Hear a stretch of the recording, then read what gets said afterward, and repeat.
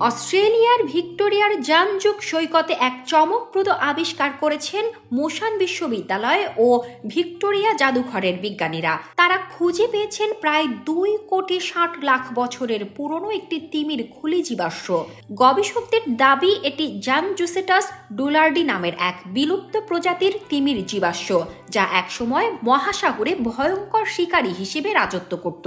Oligocene যুগের এই তিমির দৈর্ঘ্য ছিল প্রায় 7 ফুট। আধুনিক বেলেন তিমির মতো নয়, এর ছিল ধারালো দাঁত ও বড় চোখ।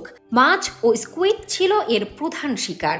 জীবাশ্মটি অত্যন্ত ভালোভাবে সংরক্ষিত থাকায় খুলি, কানের হাড় ও দাঁত স্পষ্টভাবে পাওয়া গেছে।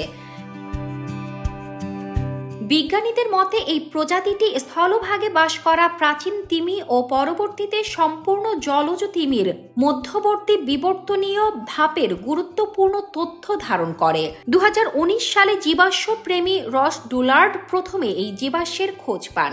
এটি পাওয়া যায় প্রাচীন সামুদ্রিক পলির ভেতর থেকে। পরে বিজ্ঞানীরা বিস্তারিত বিশ্লেষণ করে জানান প্রায় 2,60,00,000 বছর আগে উষ্ণ ও উপক্রান্তীয় মহাসাগরে শক্তিশালী শিকারী হিসেবে বিচরণ করত এই প্রজাতির তিমি। তিমির জীবাশ্ম সাধারণত অত্যন্ত বিরল, বিশেষ করে খুলি সচরাচর সংরক্ষিত থাকে না। তাই এই আবিষ্কার বিজ্ঞানীদের কাছে অত্যন্ত তাৎপর্যপূর্ণ।